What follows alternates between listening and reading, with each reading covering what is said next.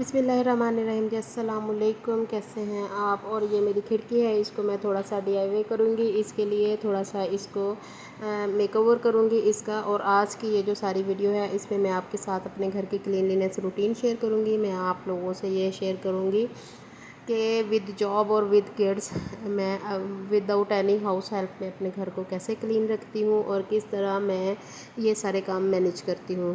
बहुत आसानी से इजीली मैनेज करना जो है वो भी एक आर्ट है कि ना आप खुद थके, ना आपके बच्चे जो हैं वो डिस्टर्ब हों, ना आपके हस्बैंड जो हैं वो डिस्टर्ब हों, और ना आप खुद फ्रस्ट्रेट हों। सम टाइम इस तरह भी हो जाता है कि फ़ीमेल्स जो होती हैं ना, वो जब एक्स्ट्रा वर्क अपने ऊपर लेती हैं तो फिर वो डिस्टर्ब होती हैं, वो फ्रस्ट्रेट होना शुरू हो जाती हैं। मेरे किचन की खिड़की जो है ना, वो जब मैं वीडियो बना रही होती हूँ तो उसमें बहुत अच्छे से नहीं आ रही होती, तो मुझे बहुत डिस्टर्बिंग सा लगता है। तो यहाँ पर जी ये मैंने दो जो है वो कार्डबोर्ड लिया है। एक ये ट्रेस का डिब्बा था, तो उसको मैंने इस तरह काट के, तो अब मैं इसके ऊपर वॉलपेपर पहले अटैच करूँगी और फिर ये वाला जो कार्डबोर्ड होगा ना, इसको मैं खिड़की में रख दूँगी, तो ये कोई अच्छा सा फ्रेम मतलब कुछ बेहतर लुक देने लग जाएगा। अभी मैं उस खिड़की को बिल्कुल भी चेंज नहीं कर पा रही हूँ, ना उसको कोई कलर शलर कर रही हूँ, तो क्योंकि वो बहुत पुरानी खिड़की है और बहुत ग्रीसी हुई हुई है हमेशा से चूल्हे की वजह से। क्योंकि चूल्हे के ऊपर कोई हुड वगैरह नहीं लगा हुआ, जो ग्रीसी सा हो जाता है ना किचन, वो हो जाता है मेरा। तो सबसे पहले इसको आपने अच्छे से कपड़े से साफ़ किया है ताकि ये ऊपर से गीला ना हो या इस तरह का कोई इशू ना हो। तो ये वाला सिंपल मैं एक पेपर लेके आई थी, ये मुझे ऑलमोस्ट 200 में 6 फीट है, जो मुझे 200 में मिल गया था, तो मुझे बहुत ज़्यादा एक्सपेंसिव तो ये नहीं लगा था। ये फोमिक शीट की तरह का है, तो इसको मैं अच्छे से इसके ऊपर चिपका लूँगी।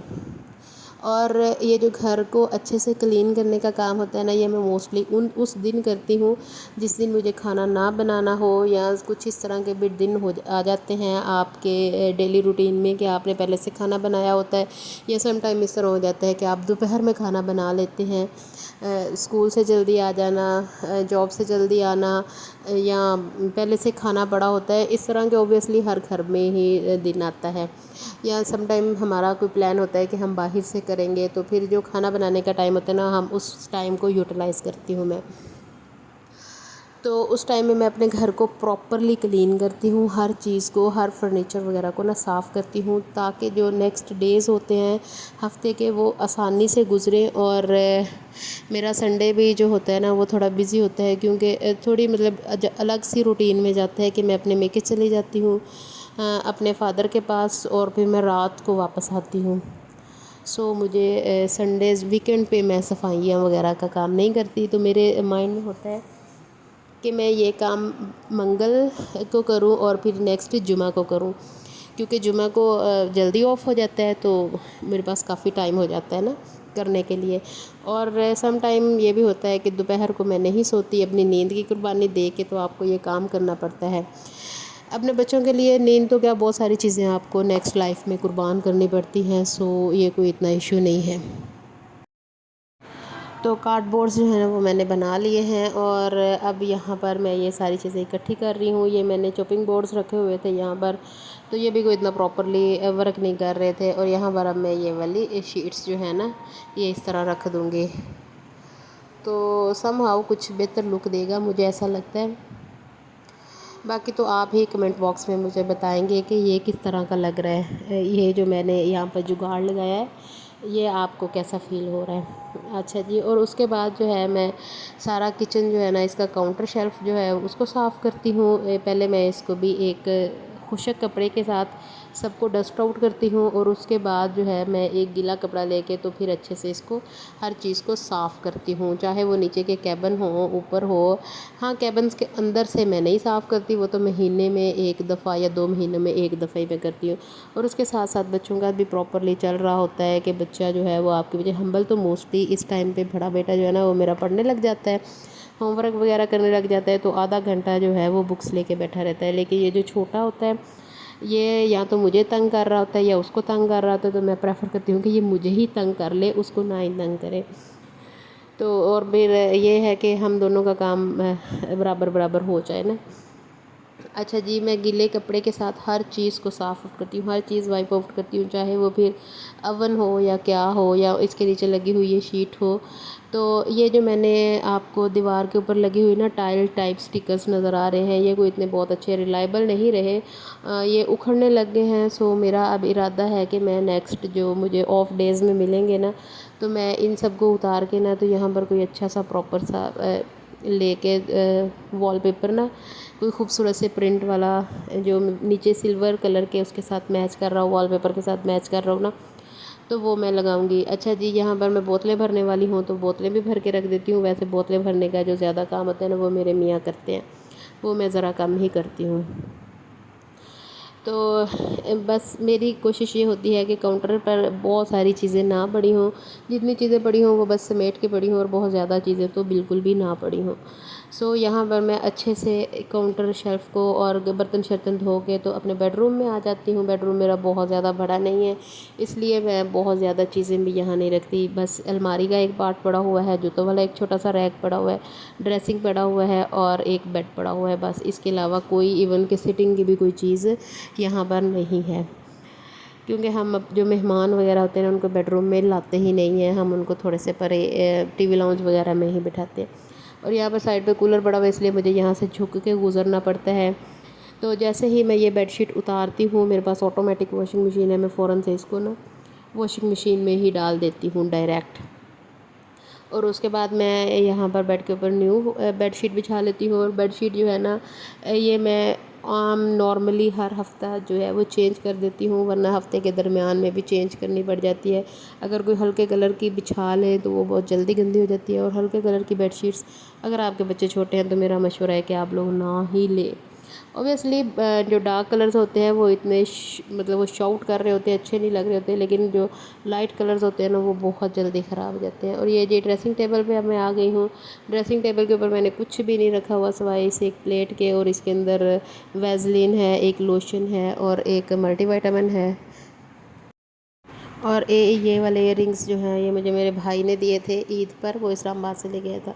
और बस यहाँ पर मैं सिर्फ यही वाली चीज़ रखती हूँ, क्योंकि बहुत ज़्यादा चीज़ें रख दें तो कमरे में रश रश सा फील होने लग जाता है। और ये सरसों का तेल रखा हुआ है, जो हाथ के डाइपर वगैरह लगाते हुए ना रात को काम आता है। वैसे अब वो थोड़ा बड़ा हो रहा है तो उसको मैं इतना डाइपर लगाती नहीं हूँ। और जो फर्नीचर है ना, ये मैं बहुत एहतियात से साफ़ करती हूँ। मेरे फर्नीचर की जो पॉलिश है ना वो मैट फिनिशिंग में है, तो ये बहुत जल्दी गंदी हो जाती है।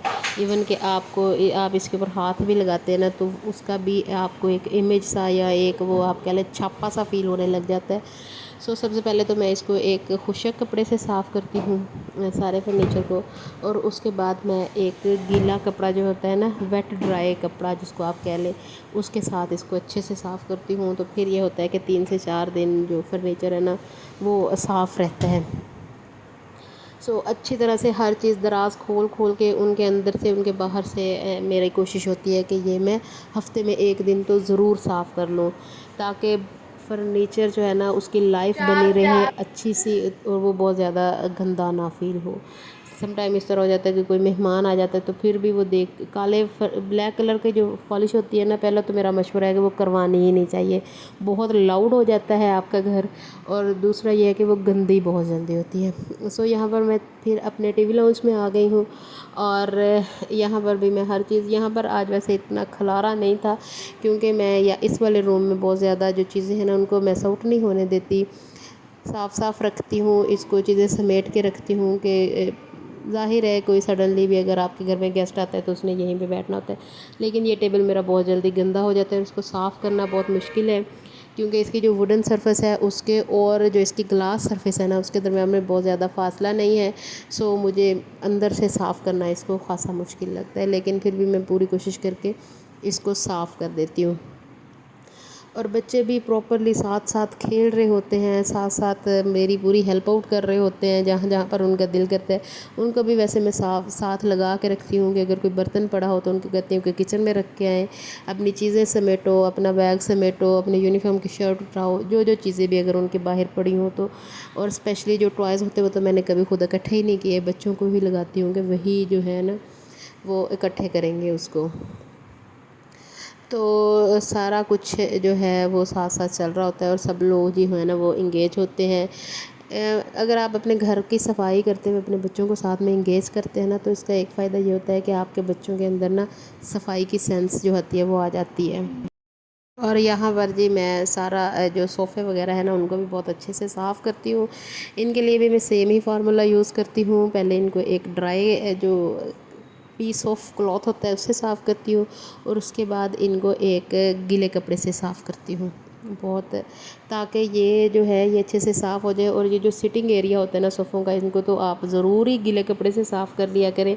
स्पेशली ये जो रेक्सिन वगैरह के सोफ़े होते हैं ना, जिनके ऊपर ये जिस तरह ये सामने जो मेरा काउच है इसके ऊपर रेक्सिन है, और दूसरी साइड का जो सोफ़ा है ना इसका कपड़ा ख़राब हुआ हुआ है, सो मैंने इसके ऊपर एक वेलवेट का ब्लैक कलर की शीट डाली हुई है।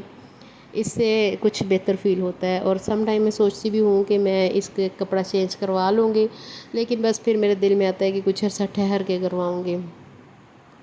तो जी यहाँ पर मैं सारा फर्नीचर बहुत अच्छे से साफ़ करने के बाद फ़र्शों के ऊपर झाड़ू लगा देती हूँ, और झाड़ू में एक ही दफ़ा मैं लगाती हूँ। सारे घर में एक ही दफ़ा झाड़ू पकड़ के ना, तो फिर मैं उसको लगा लेती हूँ। और झाड़ू लगाने के बाद जो है वो मैं फ़र्श जो है वो फ़र्शी के साथ वाइप आउट करती हूँ, या जिसको आप तपड़ी भी कह सकते हैं, कुछ लोग पोची कहते हैं, या जो भी आप कहते हैं वो। और ये मैंने ख़रीदी हुई है, इसका मैंने पहले भी एक दफ़ा आपके साथ रिव्यू शेयर किया। ये बहुत अच्छी है। सम टाइम मुझे लगता है ये 1100 रुपया जो मैंने लगाया हुआ है ना, ये हलाल हुआ हुआ है। तो ये 360 पे मूव कर जाती है, और किसी भी तरफ को किसी भी फर्नीचर के नीचे आप आराम के साथ इसको फेर सकते हो। आपको इसके लिए फ़र्नीचर को इधर उधर घुमाना नहीं पड़ता। जो सबसे बड़ा मुझे इसका बेनिफिट लगता है ना वो यही है। तो जी सारे घर में मैं अच्छे से ये फ़र्शी लगा लेती हूँ, और फ़र्शी लगाने के बाद ना मुझे दिली तौर पर और मेंटली मैं सुकून की हालत में आ जाती हूँ कि मैंने सारा काम कर लिया है। और इसके बाद जो है वो हम डिनर करते हैं। डिनर करने के बाद जी ये जो 1 से 1.5 घंटा होता है ना, इसमें तो मैं कोई और काम नहीं करती। इवन मैं बर्तन धोने वाले भी छोड़ देती हूँ कि मैंने अपने बच्चों को टाइम देना होता है। हम्बल को मैं होमवर्क करवा लूँ, या अक्सर वो होमवर्क शाम में कर लेता है। तो बस इस टाइम हम खेल रहे होते हैं बच्चों के साथ, प्रॉपरली उनको खिलाना और उनकी बातें सुनना, क्योंकि जो ग्रो अप बच्चे हो रहे होते हैं ना वो बहुत सारी बातें आपके साथ करना चाह रहे होते हैं। तो फिर मैं प्रॉपर बैठ के तसल्ली के साथ उनसे खेलती हूँ, उनकी बातें सुनती हूँ, और उसके बाद उनको सुला देती हूँ। और यहाँ बच्चों को सुलाने के बाद जो डेली के कपड़े होते हैं जो धोए हुए होते हैं, ये मैं डेली के डेली इनको तय करती हूँ, इनको समेट देती हूँ। और समेटने के बाद एक जो वीडियो क्लिप मैं रिकॉर्ड नहीं कर सकी वो थी कपड़े के प्रेस करना। और जिस दिन मेरे पास टाइम होता है ना, मेरी कोशिश होती है कि 2 या 3 जो अपने ड्रेसेस हैं ना उनको मैं प्रेस करके रख लूँ, ताकि जब भी इमरजेंसी आपको कहीं आना जाना पड़े हो, तो फिर मुझे तो बहुत पड़ जाता है आना जाना, कहीं ना कहीं जाना और फिर जॉब पे जाना। तो मुझे कहीं ना हर वक्त जो है वो किसी न किसी इस्त्रीशुदा एक जोड़े की ज़रूरत रहती है। सो मैं पास भी रखती हूँ। और हम्बल के कपड़े जो हैं वो मैं ज़्यादा हैंग आउट करती हूँ, हैंगर्स में डाल देती हूँ, ताकि अगर इसके बाबा इसको कपड़े दें या ये ख़ुद अपने कपड़े ले तो ये इजीली उनको ले सके। और हाँ, तब के जो सारे कपड़े होते हैं उनको फ़ोल्ड करके तो मैंने अलमारी के अंदर एक टोकरी रखी हुई है, मैं उसके अंदर रख देती हूँ। और छोटे बच्चों के लिए मैं अगर आपको एक टिप दूँ ना बच्चों को कपड़े समेटने की, तो वो यही है कि छोटे बच्चों के कपड़े कम ख़रीदें, इतने मत ख़रीदें कि आप फिर उनको कंट्रोल ही ना कर सकें, क्योंकि हर 2 से 3 महीने के बाद बच्चे का कपड़ा जो है ना वो छोटे हो जाते हैं। सो कोशिश करेंगे इनके ऊपर आप अपना पैसा बर्बाद मत करें। और जी उसके बाद सोने से पहले ये मेरे घर की लुक है। बेडरूम में आपको नहीं अभी दिखा सकती क्योंकि वहाँ पे लाइट ऑफ है और बच्चे सो रहे हैं। बर्तन शर्तन धुल गए हैं सारे, चूल्हा मैंने साफ़ कर लिया है अच्छे से, किचन अच्छे से क्लीन है, सहन अच्छे से क्लीन है, और मेरा सारा फर्नीचर साफ़ है। तो अब मैं जो है नेक्स्ट 2 से 3 डेज़ जो है ना वो, अगर मैं इस घर में कोई भी काम ना करूँ सफाई का, तो मैं बहुत आसानी से वक्त गुजार लूँगी। सिर्फ़ ये मुझे करना है कि अपनी जो चीज़ें हैं ना वो उनको जगह जगह से समेट के रखना है। और वो सोफ़े के ऊपर जो पिंक कलर का है ये सिर्फ़ मेरा एक दुपट्टा है जो कि मैं अभी उठा लूँगी। और यहाँ पर मेरी आपसे रिक्वेस्ट है कि अगर आपको कहीं पर भी मेरी वीडियो अच्छी लगी हो या कहीं पर मेरी कोई बात ही आपको अच्छी लगी हो, तो काइंडली उस मेरी वीडियो को लाइक कीजिएगा, और चैनल को सब्सक्राइब करना तो मत भूलिएगा। और अगर आप मेरे चैनल पर नए हैं तो kindly take a moment and subscribe my channel. इसके लिए मैं आपकी थैंकफुल रहूँगी। थैंक यू जी। अल्लाह हाफिज़।